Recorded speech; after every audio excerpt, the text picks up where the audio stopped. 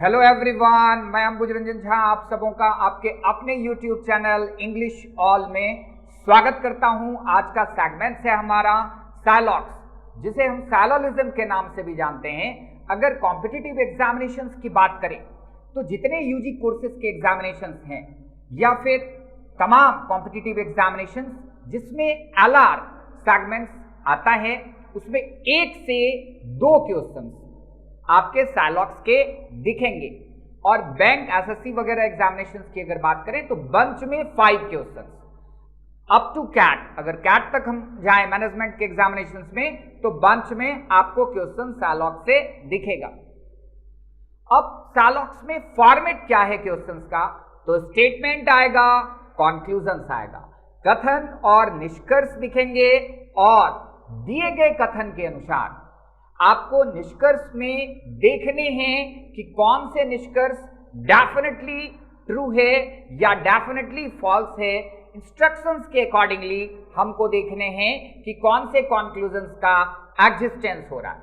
अब मैं कॉन्सेप्ट्स की बात करूंगा कि कॉन्सेप्ट्स में हम लोग कैसे मूव करेंगे। तो स्टेटमेंट्स हैं, हम लोग 1 बाय 1 स्टेटमेंट्स को चेक करते हैं। पहला स्टेटमेंट है हम लोग का ऑल P इज Q। इसका हम लोग वेन डायग्राम ऐसे ड्रॉ करते हैं, P must be kept inside the perimeter of Q। इसका जो डेफिनेट कंक्लूजन है वो इस टाइप से, इसे हम सम Q इज P बोलते हैं।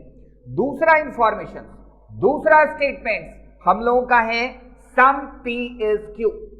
साइड वाइज ओवरलैप हो रहा है, इसका डेफिनेट कंक्लूजन है सम Q इज P। तीसरा जो इंफॉर्मेशन है वो है हमारा no P is Q। Venn diagram की बात करें तो P को हम Q से अवे करते हैं। ये डेफिनेट कंक्लूजन इसका नो Q इज P। ये 3 इंफॉर्मेशन थे, स्टेटमेंट, फिर हम लोगों ने वेन डायग्राम और फिर हम लोगों ने डेफिनेट कंक्लूजन देखा। अब रूल की बात करते हैं, कॉन्सेप्ट्स की बात करते हैं कि स्टेटमेंट्स में कोई भी स्टेटमेंट्स का जो कॉन्क्लूजन्स दिखेगा वो डेफिनेटली उसके एग्जिस्टेंस के लिए क्या रूल है। अब हम लोग रूल की बात करते हैं साइलॉक्स में। तो सबसे पहले the case of definite conclusion. Definite means what? Definite का मतलब होता है नो कॉन्ट्राडिक्शन एट ऑल। कहीं पे कोई कॉन्ट्राडिक्टरी नहीं होना चाहिए, उसे हम कॉन्ट्राडिक्शन में नहीं लेंगे। नो कॉन्ट्राडिक्शन एट ऑल, ये डेफिनेट में देखने हम लोगों को। अब रूल की बात करते हैं कि डेफिनेट कॉन्क्लूजन्स के एग्जिस्टेंस के लिए रूल क्या होना चाहिए।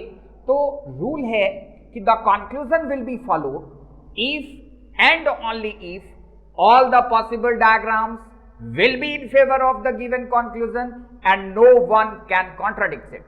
इसका मतलब है दिए गए स्टेटमेंट्स के अकॉर्डिंगली जितने भी कॉन्क्लूजन्स हैं, हम जो स्टेटमेंट्स के अकॉर्डिंगली पॉसिबल डायग्राम्स बनाते हैं वो सारे पॉसिबल डायग्राम्स को उस कॉन्क्लूजन के फेवर में होना चाहिए।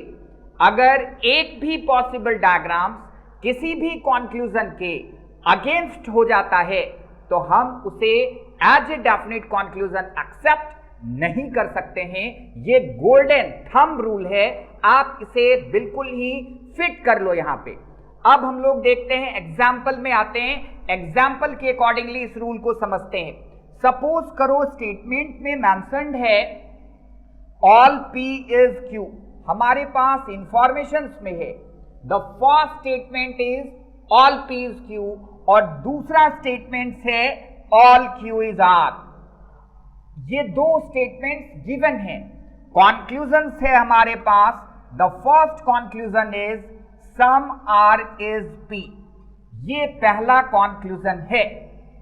तो अब पहला काम क्या है? फर्स्ट काम हम क्या करते हैं? सबसे पहले अगर स्टेटमेंट्स को देखते हैं तो तुरंत हम वेन डायग्राम ड्रॉ करते हैं। वेन डायग्राम ड्रॉ करने के बाद हमको एनालिसिस करने हैं कि दिए गए कॉन्क्लूजन्स में से कौन कौन से conclusions definitely true, definitely exist करता है।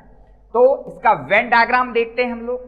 पहला इंफॉर्मेशन है ऑल P इज Q, तो इसके लिए VD कैसे ड्रॉ करेंगे, ये ऐसे, all P is Q.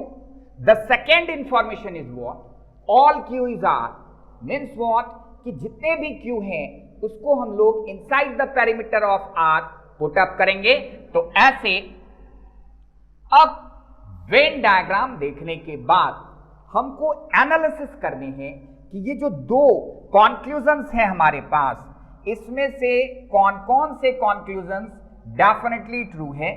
The first one is some R is P and the second one is some R is Q। तो अब एनालिसिस करते हैं। P हमारा ये inside the perimeter of R है, इसका मतलब है some R is definitely P। तो फर्स्ट ये कॉन्क्लूजन डेफिनेटली इस कॉन्क्लूजन का एग्जिस्टेंस होएगा। The second one is what, some R is Q।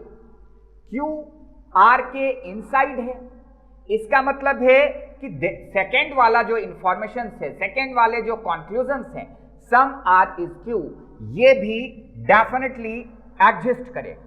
तो मेरा आंसर, मेरा ऑप्शन क्या आएगा, हम बोथ करेक्ट, दोनों के दोनों निष्कर्ष बिल्कुल ही सही है। इस टाइप से हम कथन और निष्कर्ष देखते हैं। सबसे पहले वेन डायग्राम ड्रॉ करेंगे, फिर वेन डायग्राम ड्रॉ करने के बाद एनालिसिस करेंगे और फिर दिए गए कॉन्क्लूजन्स में से, दिए गए निष्कर्ष में से हम चेक करेंगे कि कौन से कॉन्क्लूजन्स डेफिनेटली ट्रू है। Thanks to all of you.